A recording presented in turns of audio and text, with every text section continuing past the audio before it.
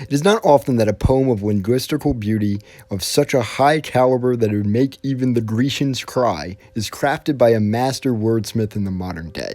But to my surprise, a poet of our day has emerged and crafted a story that's so engaging and enticing that I have decided to share it with you all today. In today's video, we will be covering the great poem known as Mood, written by the artist known as Ian Dior. So let's begin with where they start this story. Why are you always in a mood? This is obviously a very strong start as to the message of this story, that PTSD among World War II vets is sadly a too common occurrence, and that we must work to combat this. Fucking around acting brand new is what he follows this line with. This line is addressing the fact that soldiers are in fact not brand new, as they are mostly now older men, especially those from World War II. His next statement is, "I ain't trying to tell you what to do." He clarifies this because he doesn't want to scare his fellow veterans into thinking he is acting like their commander, because he is in fact not their commander, and he doesn't want to bring back the horrible memories of working underneath somebody. He's trying to speak to them as one of their peers, not as someone who's above them. He then finalizes this initial stanza with, "Everything looks better with a view." This final line is in reference to the cause of many of these men's issues, the beautiful shorelines of Normandy and Iwo Jima. And the reason he chooses this line to finalize the initial statement is he wants to make it clear that he acknowledges where most of these men's pain comes from, while also stating that it's time to move on. He will repeat the initial stanza twice because he really wants to hammer home his initial points and to establish to the reader what he's trying to express in his little poem here. However, he then transitions to the words, "You've been in a mood, you've been given hella attitude." This is a clear statement that the old vets that he is trying to talk to here are horribly miserable old men and are normally quite grumpy. "What I gotta do to get through to ya, could never lose you," is the next line. This is him trying to speak to the vets and get through that they need to seek help, but he references an event from the war where he would always win games of poker against his friends to try to get them to go back to the good old days and hear him out. Maybe spend a night out on the town like we used to. This is again in reference to an event from the war where him and his fellow soldiers would go out to the town to get drinks, and he wants to do this again with his friends. Skipping ahead a little bit through several beautiful, lyrical genius lines, we arrive at, "We play games of love to avoid the depression. We've been here before and I won't be your victim." This line is him talking directly to the PTSD, as he's getting ready to 1v1 the creature that it haunts him so.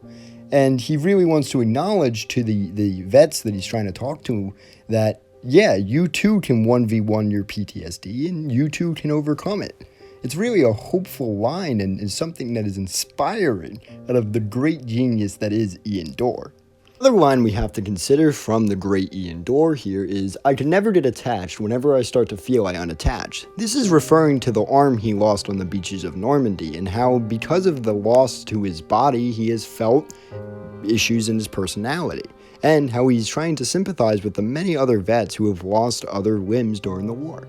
Somehow I always end up feeling bad is him referring to the PTSD that's making him think irrationally and much more negative, and as a result, much more of a more depressed state of mind. "Baby, I am not your dad" is the next line that he goes with here, as he's trying to say to the people around him that there are times due to the PTSD that he doesn't remember who they are, and due to the higher years that he is up now, he's starting to develop Alzheimer's, which is complicating the issues with PTSD. "It's not all you want from me, I just want your company. Girl, it's obvious, elephant in the room."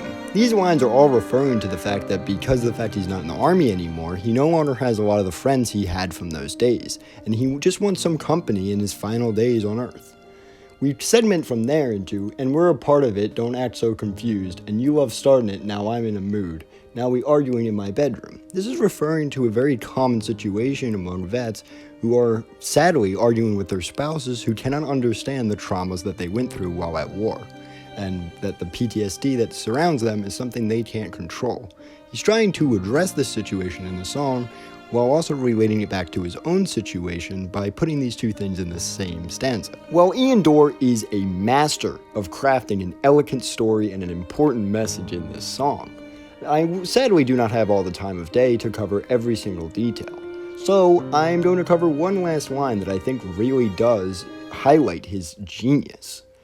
The line, "Yeah, I got JB and JB, you know the bees go crazy." This line is very important because it talks about who hired him to make the song. JB referring to the Joint Army-Navy Board, and how they're the ones who paid him, and they're trying to seek him as someone to reach out to the veteran community.